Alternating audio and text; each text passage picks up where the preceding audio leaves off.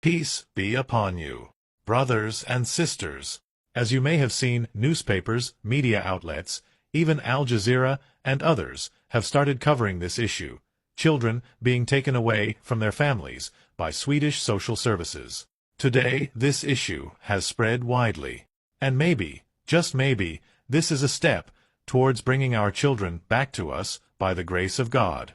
Unfortunately, as I feared, even with a lawyer, I couldn't get my children back. Not through the courts, not through rehabilitation programs, not even through protests. People were frightened away from attending protests.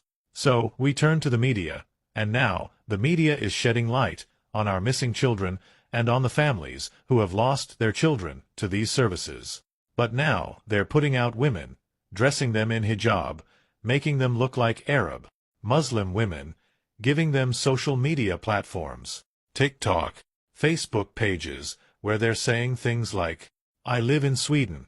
It's a wonderful country, and Sweden didn't take our children."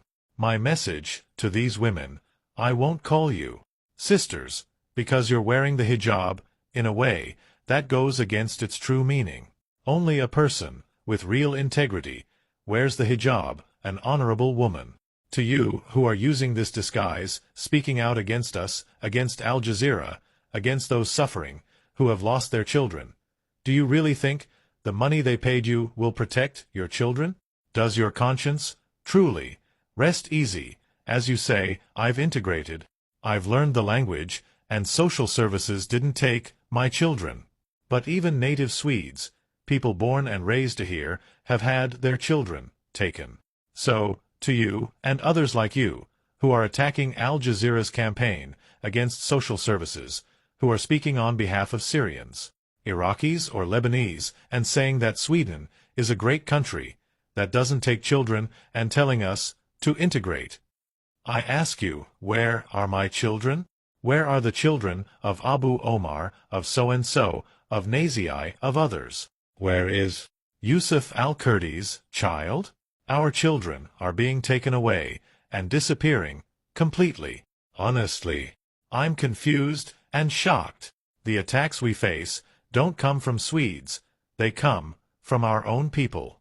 It wasn't my own people who took my children, and it wasn't an Arab woman who took them.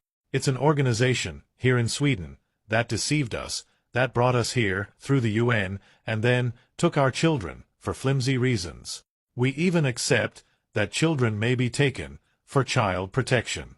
We accept it if we've truly made mistakes. But we still deserve the right to see our children. Even prisoners have the right to see their families. So my message to those defending social services on social media, on TikTok, is this: may you experience the same bitter cup as the mothers who have lost their children. May every person who lives comfortably in this country, who speaks against us parents who have lost our children, taste the same suffering that we have. Thank you to everyone who has supported us with prayers, protests, and more. And to those who still don't believe, I invite you, please watch these live broadcasts and learn for yourselves how easily children are taken. Even if you were an angel, they could still take your children. Thank you all, and may God bless you.